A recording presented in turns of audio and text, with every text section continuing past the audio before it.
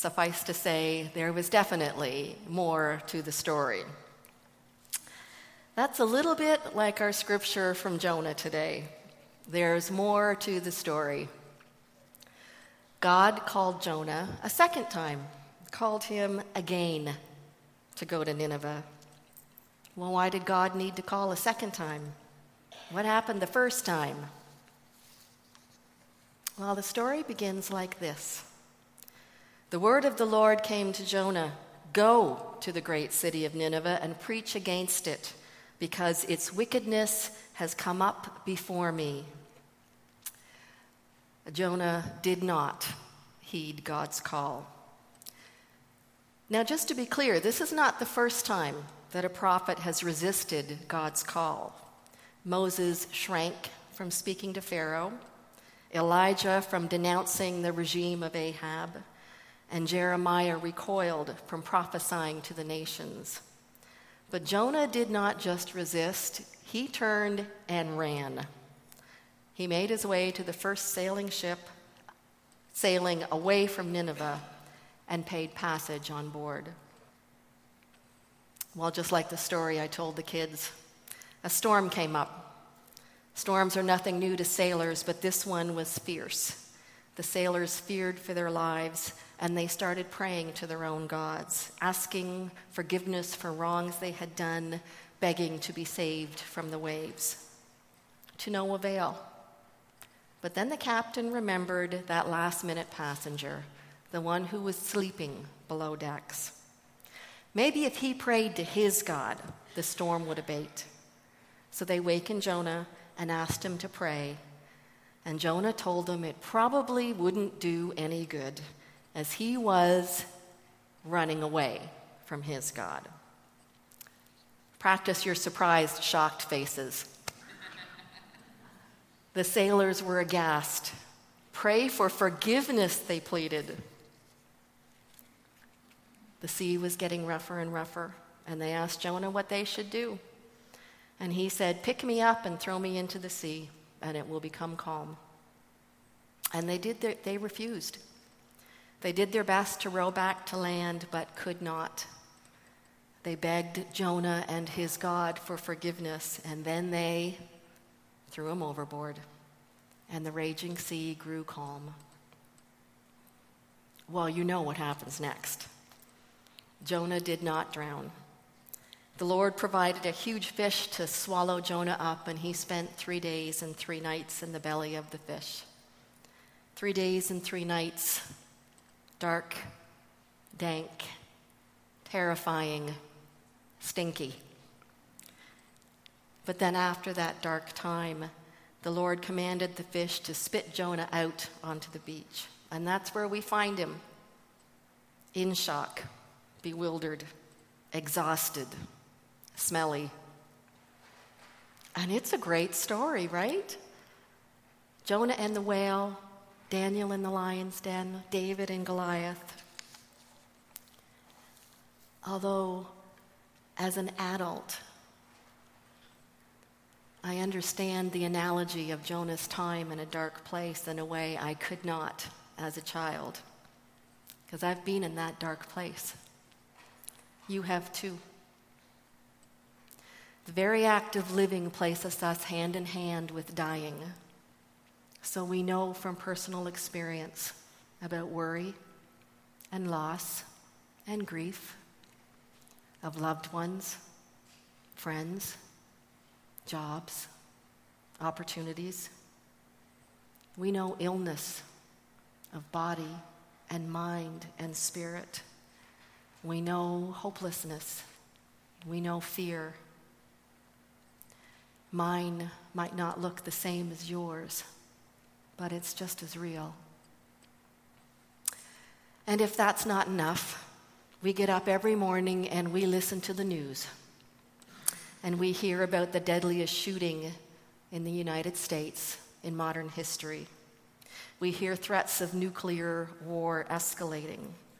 We watch as global temperatures rise and storms, hurricanes, fires, and God's creatures, all that lives, all that breathes, all that moves, are threatened while the factuality of climate change is still being debated.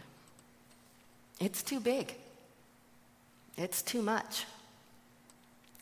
How can we possibly be expected to be responsible for all of this? How could we ever know what to do?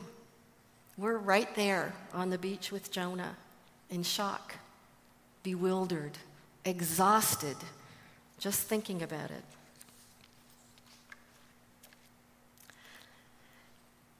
It's a little easier to see where Jonah was coming from when he went running the other way, though, isn't it? And just like my friends, teenagers, who might describe the unrelenting drone of their mother's voice, telling them to clean their rooms, finish their homework, rake the leaves, Jonah hears God's voice a second time, again, telling him to go. Jonah heard God say, "Get up, go." And this time, Jonah got up and went. He was too weary to argue. It feels like that when you come out of a dark place. It's exhausting being in there, and it's exhausting to come out and face the light. But Jonah had prayed for forgiveness while he was in that dark. And he remembered and he was grateful for God's love. He went. Now, his reasons for not wanting to hadn't changed. Nineveh was a big city, and he was a small town boy from another country. Nineveh was the capital of the Assyrian Empire. The Assyrian Empire. You know what that means. The Assyrian Empire had been the enemy of the two kingdoms of the Hebrew people for 2 centuries. For the Hebrews, Nineveh was the epitome of luxury and waste, of violence and depravity. God called it. Nineveh was wicked, and its peoples deserved to be destroyed. But something remarkable happened in Nineveh. Jonah went into the city and shouted out the warning, "In 40 days, Nineveh will be overthrown." And the people believed. They believed. The king himself issued a decree that all people and animals, from the greatest to the least, should fast and pray to God for forgiveness and compassion. And God saw how they turned from their evil ways, and God spared them. Happy ending, right? Except for Jonah. Jonah was livid that God had spared the city. "Isn't this what I said, Lord, when I was still at home? I knew you were a gracious and compassionate God, slow to anger and abounding in love, a God who relents from sending calamity." Jonah didn't see it yet. He didn't recognize that God's forgiveness and grace had been a part of his journey just as surely as God's call had. He weathered the storm, surrounded by sailors who did not believe in his God, but who begged him to reconcile nonetheless. Sailors who resisted throwing him overboard to save their own lives, and who only did so after they had begged his forgiveness. He survived his dark time praying to God. And when he came back to himself, he saw the light of day again. God was there too, calling him, "Get up, go." God's purpose and strength accompanied him to Nineveh and were proclaimed in his voice. How else could a nation of idol worshipers hear the call of the one true God and be saved? With God, all things are possible. And even when Jonah sat and stewed in frustration and rage with God, God made a shade plant grow so that Jonah might be comfortable. And when the plant withered and died, and Jonah took God to task for that, God forgave him his arrogance again. I'm not sure whether to call it a double-edged sword or a double blessing. Jonah found out that as unrelenting as the call of God can be, so is God's promise of forgiveness and blessing. And just like those teenagers who got themselves in the middle of a mess they couldn't clean up, a mess that had nothing to do with cluttered bedrooms and everything to do with being in the principal's office.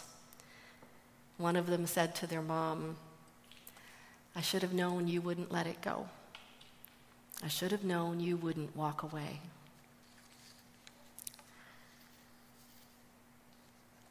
God's voice calls us from our dark places.